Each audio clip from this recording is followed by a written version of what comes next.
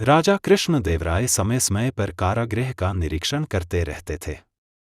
इसी क्रम में जब एक दिन वे कारागृह का निरीक्षण कर रहे थे तो एक कोठरी में बंद दो चोर उनके सामने हाथ जोड़कर खड़े हो गए और दया की भीख मांगने लगे।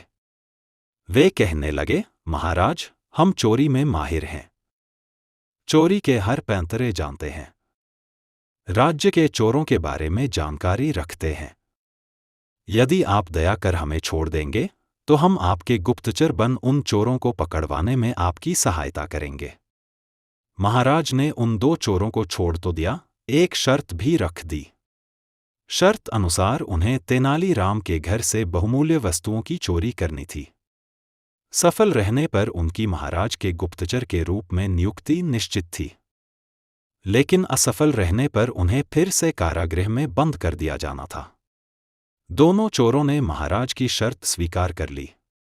रात में तेनालीराम के घर के बगीचे में झाड़ियों के पीछे छुपकर बैठ गए और तेनालीराम के परिवार की सोने की प्रतीक्षा करने लगे।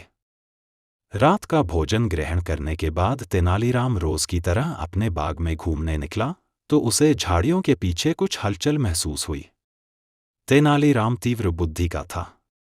उसने अंदाज लगा लिया कि हो न हो घर में चोर घुस आए हैं, लेकिन वह सामान्य बना रहा। उसने चोरों को ये भनक नहीं लगने दी कि उसे उनके होने का आभास हो गया है। बगीचे का एक चक्कर लगाने के बाद वह घर के अंदर गया और पत्नी को इशारों इशारों में बता दिया कि घर में चोर घुस आए हैं। फिर चोरों की सुनाते हुए ऊंची आवाज में पत्नी से कहने लगा, सुनती हो, इन दिनों राज्य में चोरी की वारदात बढ़ गई है, हमें भी सतर्क रहना होगा। क्यों न हम तुम्हारे जेवर और अन्य बहुमूल्य वस्तुएं एक संदूक में भरकर कुएं में छुपा दें। कोई भी चोर कुएं में बहुमूल्य सामान होने की बात सोच ही नहीं पाएगा।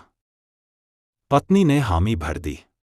उसके बाद तेनालीराम एक संदूक लेकर बाहर आया और उसे जाकर कुएं में डाल दिया। झाड़ियों में छुपे चोरों ने तेनालीराम की बात सुन ली। वे बड़े खुश हुए कि अब तो आराम से वे तेनालीराम के घर से चोरी कर महाराज की शर्त पूरी कर लेंगे। जब तेनालीराम का परिवार सो गया तो वे झाड़ियों से निकले और कुएं के पास गए। वहां बाल्टी और रस्सी रखी हुई थी।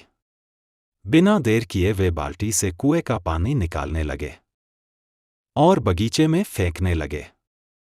पूरी रात वे कुएं से पानी निकालते रहे। भोर हो गई, तब कहीं वे कुएं से संदूक निकालने में कामयाब हो सके।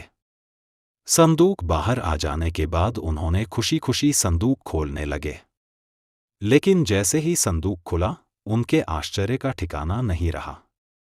उसमें जेवर या बहुमूल्य वस्तुएं नहीं बल्कि पत्थर भरे हुए थे।